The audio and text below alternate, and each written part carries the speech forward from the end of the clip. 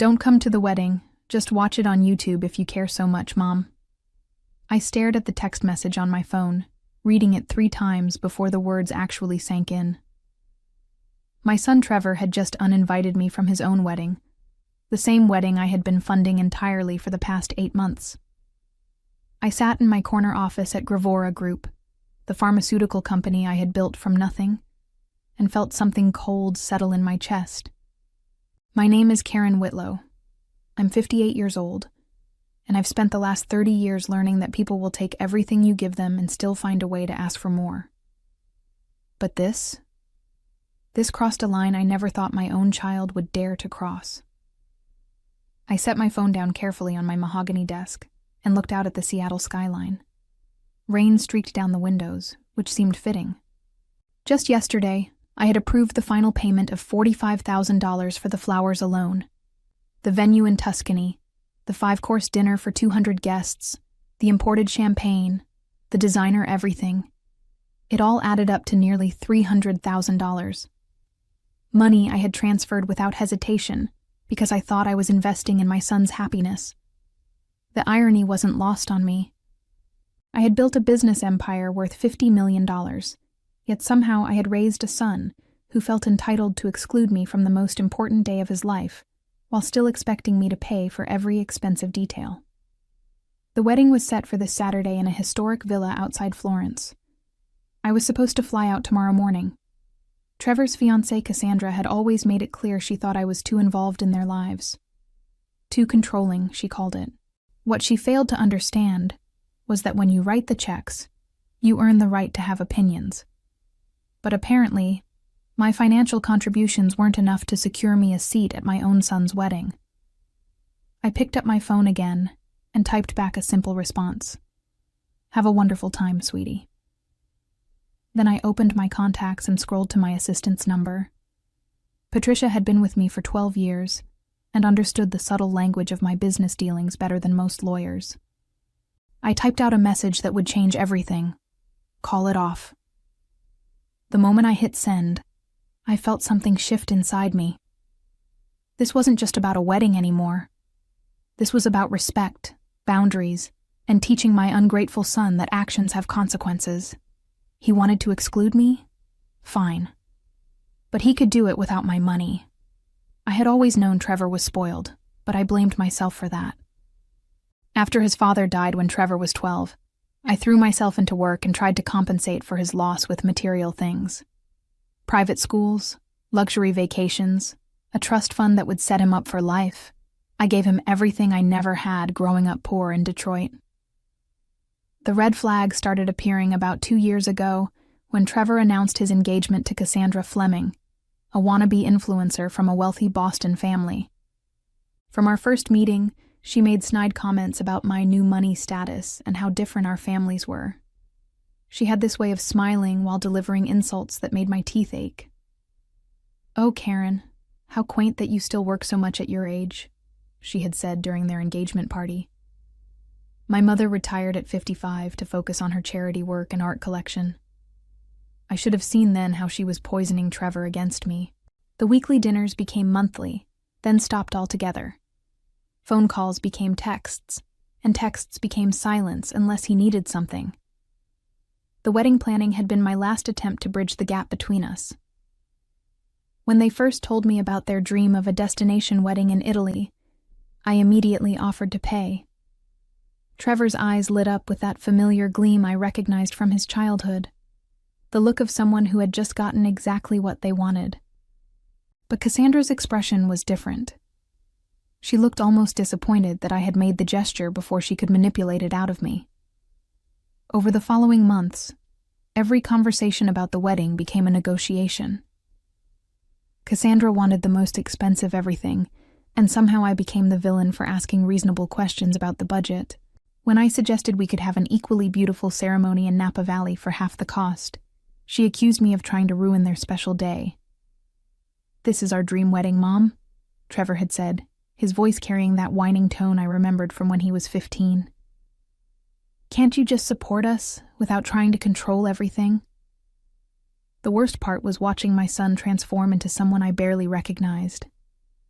The boy who used to call me every Sunday had become a stranger who only contacted me when he needed another wire transfer. Cassandra had successfully turned me from his mother into his ATM, and I had let it happen because I was desperate to maintain some connection with my only child.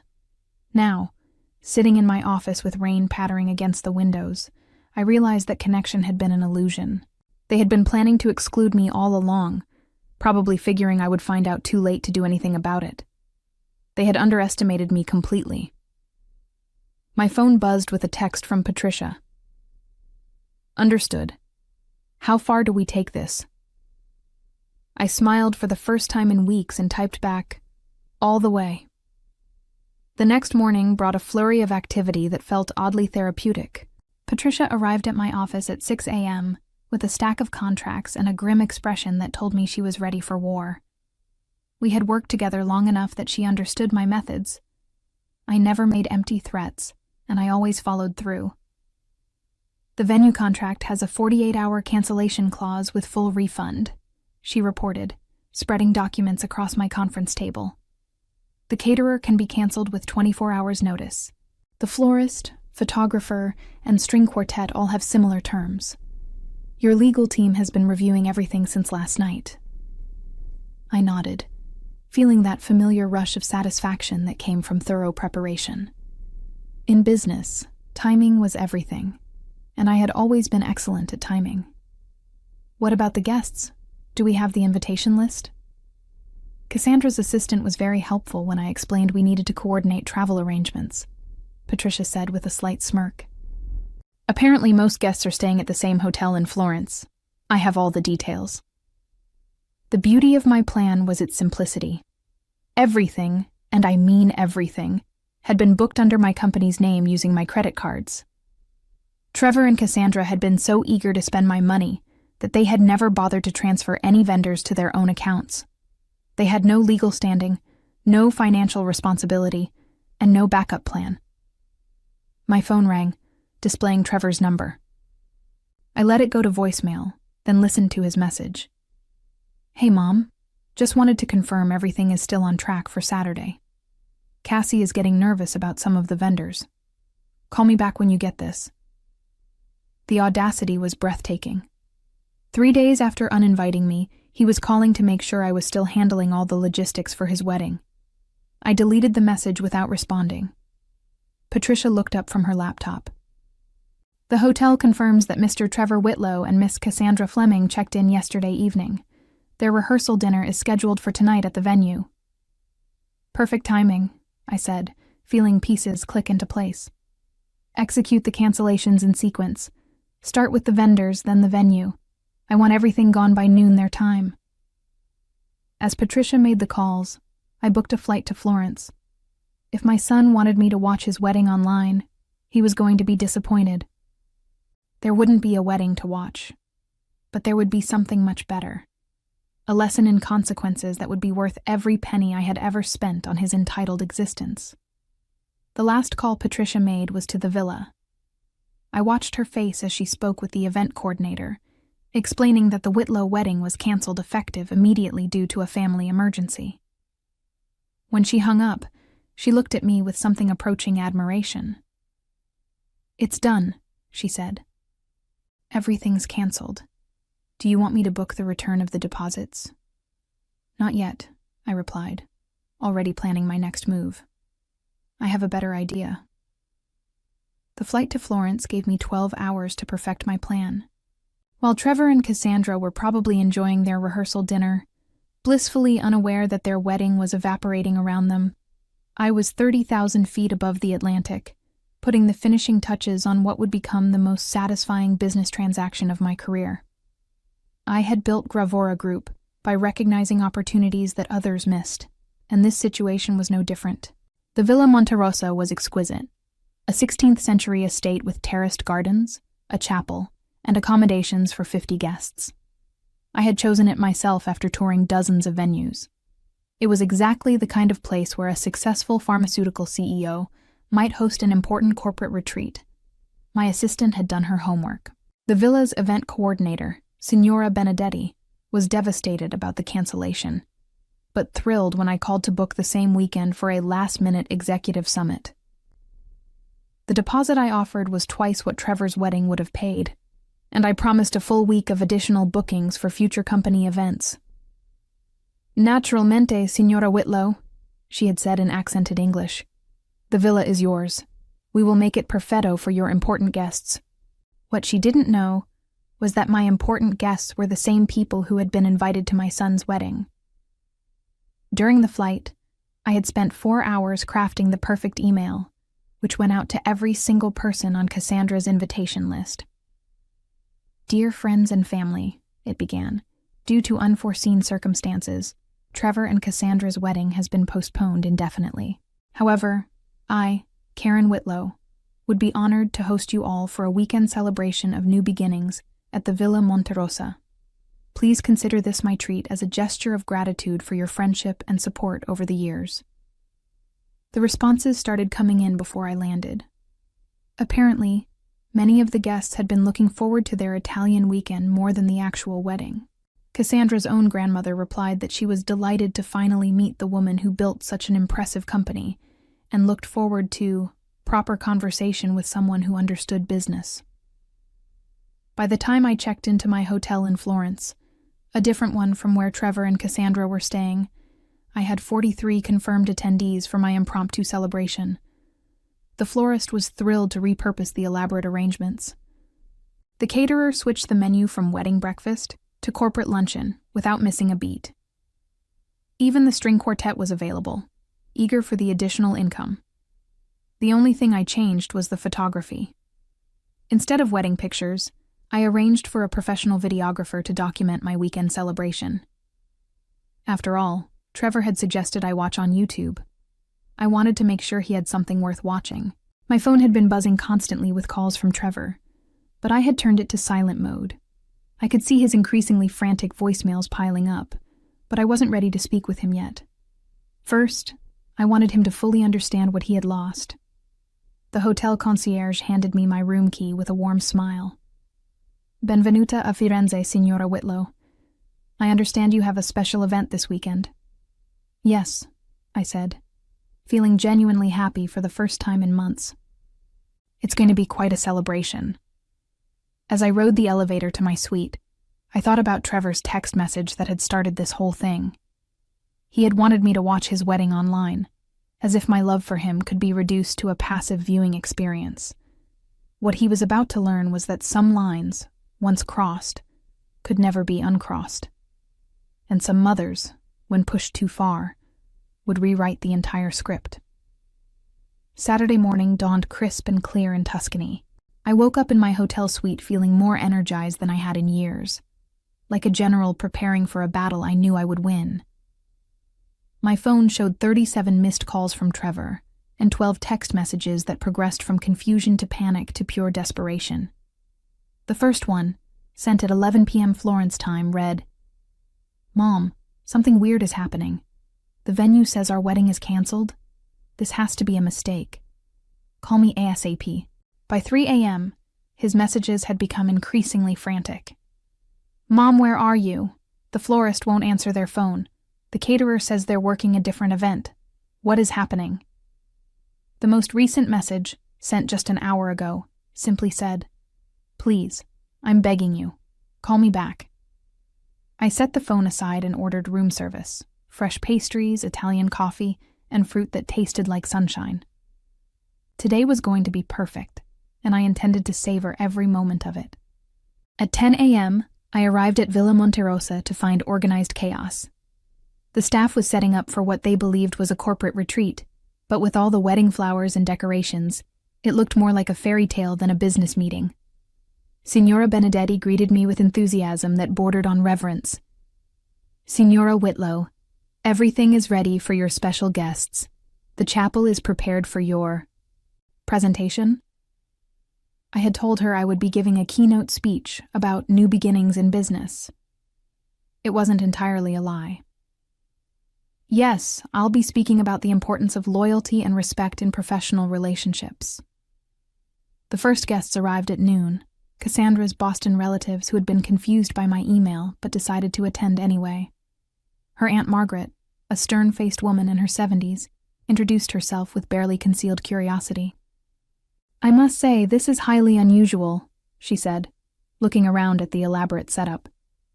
Cassandra never mentioned that Trevor's mother was so involved in the wedding planning.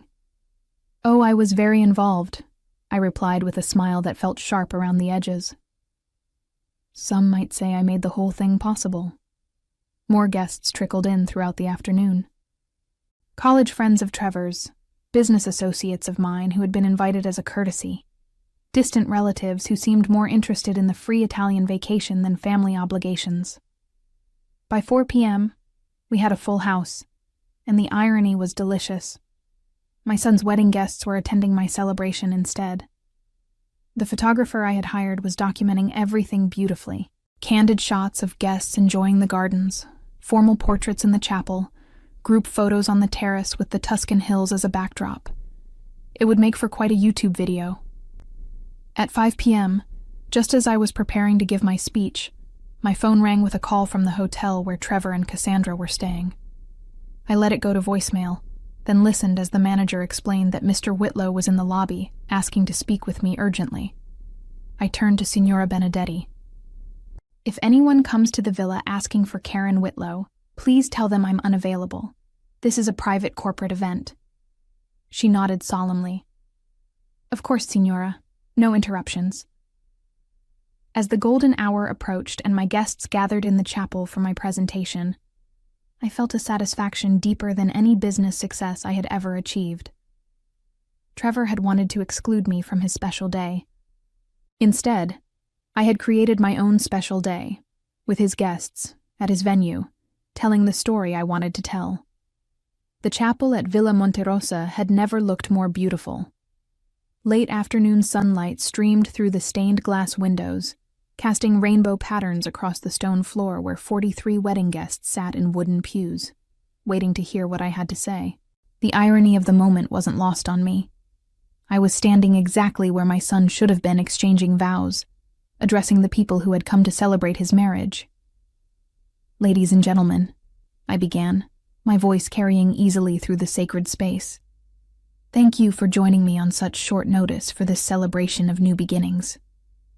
I looked out at the faces before me, Cassandra's family, Trevor's college friends, business associates who had known me for years. Some looked confused, others curious, but all were listening intently. "Many of you traveled a long way to be here this weekend, expecting to witness a wedding. Instead, you're witnessing something far more valuable, a lesson about respect, loyalty, and the true meaning of family."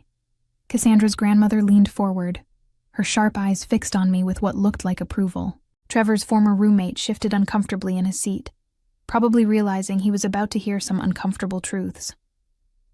"For 30 years, I built my company on the principle that relationships are investments. You give your time, your energy, your resources, and in return, you expect basic human decency. When people violate that trust, there are consequences." My phone, set to silent, lit up with another call from Trevor. I let it ring. "Some of you may be wondering why you received an invitation to my corporate celebration instead of attending the wedding you expected. The answer is simple. There is no wedding. Not today, not here, not funded by me." A murmur rippled through the chapel. I could see the realization dawning on their faces as they understood what had happened. 3 days ago, my son sent me a text message uninviting me from his wedding, the same wedding I had paid for entirely. He suggested I watch it on YouTube if I cared so much. What he didn't understand is that caring and enabling are not the same thing. The weight of their attention was intoxicating. These people had come here expecting to see Trevor marry Cassandra. Instead, they were witnessing the most public and thorough dismantling of entitlement I had ever orchestrated. Today, you're my guests at a celebration of something far more important than a wedding built on disrespect. Today, we're celebrating the power of consequences. I paused, letting the words sink in. Through the chapel windows, I could see the photographer capturing everything, just as I had planned. The flowers you see, the dinner you'll enjoy, the music you'll hear. All of it was meant for a young couple who forgot that respect cannot be bought, only earned. They wanted my money without my presence. They got neither. The silence in the chapel was complete now. Even the birds outside seemed to have stopped singing. But you, his friends, her family, the people who cared enough to travel across an ocean for what you thought was a celebration of love, you deserve better. You deserve a weekend that honors your time and acknowledges your worth. I gestured toward the doors. So let's go celebrate properly. Let's have the party they never deserved, and let's toast to the importance of treating the people who love us with the respect they've earned. As my guests filed out of the chapel, chattering excitedly among themselves, I felt my phone vibrate with yet another call. This time I answered. "Hello, Trevor." "Mom? What the hell have you done?" Trevor's voice was raw with panic and rage. I could hear Cassandra sobbing in the background, her cries echoing through what I assumed was their hotel room. "Language, sweetheart," I said calmly, stepping out onto the villa's terrace where my guests were gathering for cocktails. The view of the Tuscan hills was spectacular in the late afternoon light. "I've done exactly what you asked me to do." "What I asked you to do? Are you insane? You've ruined everything." "No, darling. You ruined everything when you decided to exclude me from the wedding I was paying for. I simply made sure there was nothing left to exclude me from." The silence on his end was deafening. I could picture him standing there, probably still in his hotel bathrobe, finally understanding the full scope of what had happened. "You canceled our wedding," he said finally, his voice cracking like a 12-year-old's. "I canceled my funding for your wedding," I corrected. "There's a difference. You wanted to get married without me? You should have found a way to pay for it without me." Cassandra's voice cut through the phone, sharp and hysterical. "You vindictive witch. You've destroyed the most important day of our lives." I actually laughed. The most important day of your lives was going to be built on my money while excluding me from participating. That's not a marriage celebration, sweetheart. That's theft with good catering. Through the terrace doors, I could see the photographer setting up for group shots, while guests mingled with glasses of Prosecco. Cassandra's grandmother was deep in conversation with my business partner about pharmaceutical patents. Trevor's college friends were taking selfies with the elaborate floral arrangements that would have been his wedding decorations. "We're flying home," Trevor said, defeat heavy in his voice. "This is over." "Yes, it is," I agreed. "Your wedding is over. Your entitled attitude is over, and your access to my bank account is definitely over. But my celebration is just beginning." I hung up on my son and rejoined my guests, who were having the time of their lives. The photographer had captured the exact moment I ended the call, my serene smile against the backdrop of Tuscany, surrounded by people who had originally come to celebrate someone else's love story, but had instead become witnesses to my masterpiece of consequence. Dinner was extraordinary. The 5-course meal that would have been Trevor and Cassandra's wedding feast became a celebration of independence and self-respect. The imported champagne sparkled in crystal glasses as I gave impromptu speeches about building businesses, choosing loyalty over blood relations, and the importance of surrounding yourself with people who value your contributions. Cassandra's grandmother, who had introduced herself as Eleanor Fleming, pulled me aside during dessert. "My dear," she said, her voice carrying the authority of old Boston money, "I have to tell you something. Cassandra and I haven't spoken in 2 years because of her entitled behavior. When I received your invitation, I almost didn't come. But I'm so glad I did." She paused, sipping her wine thoughtfully. "That boy of yours has no idea what he lost today, and my granddaughter is going to learn a very expensive lesson about respect." The photographer approached us as we stood on the terrace, the villa glowing golden in the setting sun. "Signora Whitlow, would you like me to prepare the video for uploading? You mentioned something about YouTube?" I smiled, thinking of Trevor's original suggestion that I watch his wedding online. "Yes, please prepare it for upload. Make sure the title is clear. A Mother's Celebration of New Beginnings in Tuscany. I want excellent quality. This needs to be something worth watching."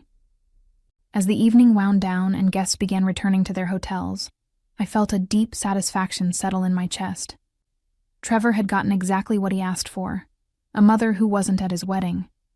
The only difference was that now there wasn't a wedding for anyone to attend. The aftermath of my Tuscan celebration rippled through both families with the force of a small earthquake.